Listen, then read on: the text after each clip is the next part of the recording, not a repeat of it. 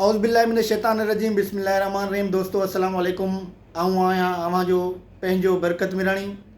हिन वक़्तु घोटकी ज़िले जो सभ खां अहम ऐं बरंदड़ इशू शहीद सहाफ़ी नसरुल्लाह गडाणी क़त्ल केस जे कुझु हक़ीक़तूं खणी अवां जे साम्हूं पेश थियो आहियां। हिन वक़्तु जेके कुझु कागज़ मुंहिंजे हथ में आहिनि उहा इहा दरख़्वास्त आहे जंहिंमें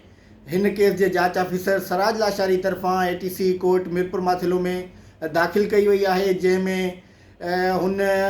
जेको दहशतगर्दी जो कलम आहे 780A उनखे ख़तमु करण जी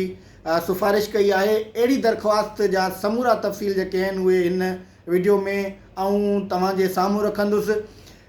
जांच ऑफिसर सराज लाशारी तरफ़ां हिन जेकी दरख़्वास्त आहे उन में इहो हवालो ॾिनो वियो आहे त जेतोणीक शहीद नसरुल्लाह गडाणी क़त्ल केस जी जेकी जांच आहे उहा मुकमल कई वई आहे। हिन केस जे जांच दौरान शहीद सहाफ़ी नसरुल्लाह गडाणी जी जेकी अमड़ आहे, अमड़ पठाणी गडाणी, उनजो बयानु हिकु दफ़ो ॿीहर कलमबंद कयो वियो आहे। उन खां अलावा शहीद सहाफ़ी नसरुल्लाह गडाणी क़त्ल केस में शाहिद उन जे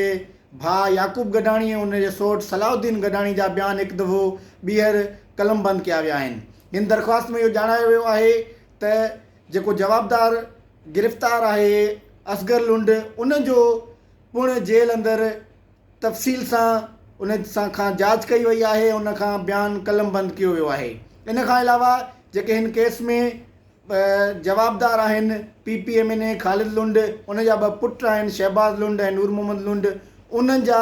बयानु कलमबंद कया विया आहिनि ऐं उन्हनि वटि मौजूदु समूरो रिकॉर्ड जेको आहे उहो जांच ऑफिसर हासिलु कयो आहे। इन खां अलावा हिन केस में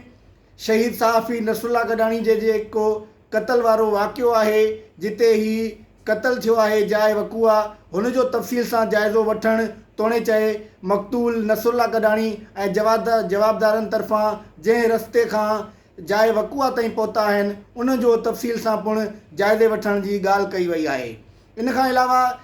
CCTV फुटेज, कॉल डेटा ऐं ॿियूं समूरियूं जेके शाहिदियूं आहिनि उन्हनि खे हिकु दफ़ो ॿीहर जाइज़ो वठण जी पिणु ॻाल्हि कई वई आहे। हिन दरख़्वास्त में इहो ॼाणायो वियो आहे त शहीद सहाफ़ी नसरुल्लाह गडाणी सचो, खरो, बेबाक ऐं दिलेर सहाफ़ी हो, जेको मुख़्तलिफ़ वक़्तनि ते हितां जे सियासतदाननि तोणे चए सरकारी कामोरनि जे ख़िलाफ़ु आवाज़ बुलंद कंदो रहंदो हो। हिन में इहो पिणु ॼाणायो वियो आहे त PPMNA ख़ालिद लुंड जेको क़ौमी असेंबली जो मेंबर आहे, उन जा 2 पुट आहिनि शहबाज़ लुंड जेको म्यूनसिपल कमेटी मीरपुर माथिलो जो चेयरमैन आहे ऐं उनजो ॿियो पुटु नूर मोहम्मद लुंड जेको सियासी शख़्सियत आहे। हिननि समूरनि जो घोटकी ज़िले अंदरि तमामु घणो असर रसूख़ आहे। मुख़्तलिफ़ वक़्तनि ते शहीद सहाफ़ी नसरुल्लाह गडाणी उन्हनि जे ख़िलाफ़ु छिती तनक़ीद कंदो रहियो आहे, जंहिंखां पोइ शहीद सहाफ़ी नसरुल्लाह गडाणी खे क़त्ल कयो वियो। हिन में ॼाणायो वियो आहे त 21 मई ते शहीद सहाफ़ी नसरुल्लाह गडाणी पंहिंजे ॻोठ खां मीरपुर माथिलो अची रहियो हो त 2 जवाबदारनि असगर ऐं बरकत लुंड तरफ़ां उनखे उन वक़्तु निशानो बणायो वियो जॾहिं हू मीरपुर माथिलो वेझो पहुतो हो ऐं उनखे ज़ख़्मी कयो वियो, जंहिंखे पहिरीं DHQ हॉस्पिटल मीरपुर माथिलो आंदो वियो। उन खां पोइ उनखे ज़ख़्मी हालत में रहीमयार खान ॾिनो वियो, जितां हुनखे आगा खान कराची जी हॉस्पिटल ॾिनो वियो, जिते हू शहीद थियो ऐं उन खां पोइ उनजो लाश मीरपुर माथिलो आंदो वियो। हिन रिपोर्ट जी रोशनी में हिन दरख़्वास्त में जांच ऑफिसर सराज लाशारी तरफ़ां इहो चयो वियो आहे त हिन क़त्ल केस में शहीद सहाफ़ी नसरुल्लाह गडाणी जे अमड़ जे फ़रियाद ते नामालूम माण्हुनि जे मथां ही FIR दाख़िल थी। तंहिंखां पोइ जवाबदारनि जी जांच जे लाइ उन्हनि जी ॻोल्हा जे लाइ मीरपुर माथिलो पुलिस समेत घोटकी ज़िले जी समूरी पुलिस हिन जांच में लॻी वई त हुन जा क़ातिल केरु आहिनि। जंहिंखां पोइ हिन केस जे शाहिदनि ऐं फ़रियादी तरफ़ां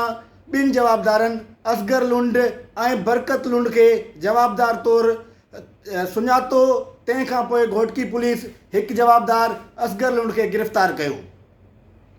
हिन में इहो पिणु इंकशाफ़ कयो वियो आहे दरख़्वास्त में त शहीद सहाफ़ी नसरुल्लाह गडाणी क़त्ल केस में गिरफ़्तार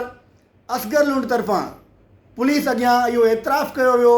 त हुन पंहिंजे भाउ बरकत लुंड सां गॾिजी शहीद सहाफ़ी नसरुल्ला गडानी खे क़तलु कयो आहे ऐं हिन क़तल जो मनसूबो PPM ख़ालिद लुंड ऐं PPM ख़ालिद लुंड जे पुटु नूर मोहम्मद ख़ान लुंड जे मुंशी अब्दुल्ला लुंड हिननि जी सहूलियतकारी कई आहे। हिन दरख़्वास्त में इहो पिणु ॼाणायो वियो आहे त जेको सेकंड सिविल जज मीरपुर माथेलो जी अदालत आहे उन जे रूबरू हिन केस जे शाहिदनि सलाउद्दीन गडानी ऐं शहीद नसरुल्ला गडानी जे भाउ याकूब गडानी तरफ़ां ॿियनि जवाबदारनि जिन में PPM ख़ालिद लुंड आहे, शहबाज़ लुंड आहे, नूर मोहम्मद लुंड आहे, उनखे बतौर जवाबदार 164 वारे बयान में जवाबदार ज़ाहिर कयो। ही जेकी मूं वटि दरख़्वास्त आहे जेका ईअं सम्झो त जांच रिपोर्ट मां वरिती वई आहे उन में इहो पिणु ॿुधायो वियो आहे त इहो वाज़े थी चुको आहे त शहीद नसरुल्ला गडानी खे बरकत लुंड अब्दुल्ला लुंड हिन केस में इहो वाज़े थी चुको आहे त हिन शहीद नसरुल्ला गडानी खे बरकत ऐं असगर लुंड गोलियूं हणी शहीद कयो ऐं उन्हनि जे ख़िलाफ़ एतिरियूं शाहिदियूं मौजूदु आहिनि जो हू हिन केस में जवाबदार तौरु नामज़द थी सघनि था। इन खां अलावा हिन दरख़्वास्त में इहो पिणु ॼाणायो वियो आहे त हिन में मनसूबा साज़ मनसूबाबंदी जन माण्हुनि कई, उनमें अब्दुल्ला लुंड, शहबाज़ लुंड जेको म्यूनसिपल चेयरमैन आहे ऐं नूर मोहम्मद लुंड उहे शामिलु आहिनि। उन्हनि खे चालान करण जेतिरियूं साबितियूं हिन केस में मौजूदु आहिनि, हिन केस जे चालान में मौजूदु आहिनि। हुननि खे सहूलियतकार ॼाणायो वियो आहे हिन जांच रिपोर्ट जे मुताबिक़ ऐं हिन दरख़्वास्त जे मुताबिक़। इन खां अलावा जेको जांच ऑफिसर आहे सिराज लाशारी उन तरफ़ां PPM ख़ालिद लुंड खे क्लीन चिट ॾिनी वई आहे। उन में इहो ॼाणायो वियो आहे त ख़ालिद लुंड हिकु ज़ईफ़ पीरसन माण्हू आहे, उमर रसीदा जेको हिते लफ़्ज़ इस्तेमालु कयो वियो आहे उर्दू में ई जेकी दरख़्वास्त आहे उनजो मतन आहे उनमें इहो लिखियो वियो आहे त ख़ालिद लुंड उमर रसीदा शख़्स आहे ऐं उन जे ख़िलाफ़ बरकत लुंड, असगर लुंड ऐं अब्दुल्ला लुंड सां कंहिं बि क़िस्म जो राब्तो तालुक़ साबित न थी सघियो आहे। इन जे करे हिन केस में हुन खे यानी ख़ालिद अहमद ख़ान लुंड खे बरी कजे थो। हिन केस में हिकिड़ी जेकी ॿी अहम ॻाल्हि आहे हिन दौरान जांच ऐं हिन दरख़्वास्त में जेके ATC जा कलम ख़तमु करे ATC जी अदालत में ॾिनी वई आहे उन में जांच ऑफिसर सिराज लाशारी ॼाणायो आहे जेतोणीकि ही ज़ाती दुश्मनी आहे, ज़ाती नोयत जी दुश्मनी आहे, तंहिंजे करे हिन में ATC जो कलम जेको 780A आहे उहो नथो ठहे। इन जे करे हुन कोर्ट खे कुझु हवाला ॾिना आहिनि सुप्रीम कोर्ट ऑफ पाकिस्तान जा, उन रूल्स लिखिया आहिनि जंहिंजी रोशनी में हुन इहा इस्तदा कई आहे अदालत खे त ही उन ATC जेको सुप्रीम कोर्ट जा कुझु फ़ैसिला आहिनि जंहिंमें रूल नंबर हुन में ॼाणायो वियो आहे supreme court of Pakistan J criminals appeal 63 साल 2013, 95 ऐं 96 साल 2019, सिविल अपील नंबर 101 साल 2000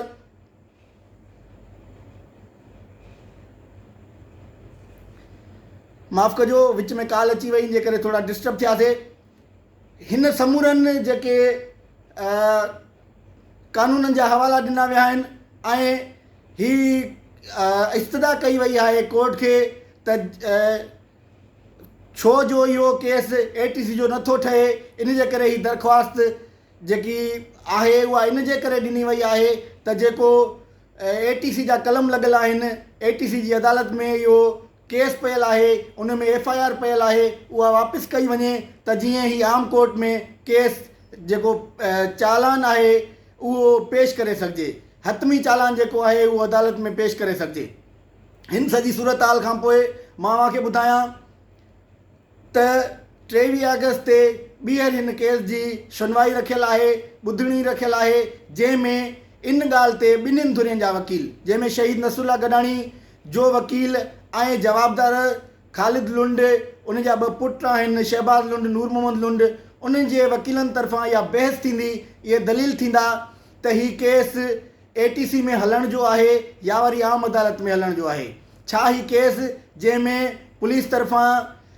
PPM ने ख़ालिद लुंड खे कॉलम 2 में रखियो वियो आहे। छा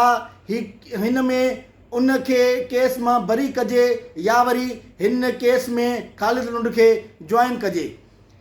हिन ते 23 अगस्त ते बहस थियणी आहे। हाणे ॾिसणो इहो आहे त अदालत सॻोरी हिन केस में छा करे थी। छा 23 अगस्त ते हिन जो हतमी चालान जेको आहे उहो ATC में तोणे आम अदालत में पेश थींदो ऐं उहो उन में जमा करायो वेंदो। छा ख़ालिद लुंड जेको PPM में आहे उन खे केस में जॉइन करण लाइ जेको आहे उहो शहीद नसरुल्लाह गडाणी जे वकीलनि जा जेके दलील आहिनि उहे मज़बूत हुजनि था या वरी ख़ालिद लुंड खे हिन केस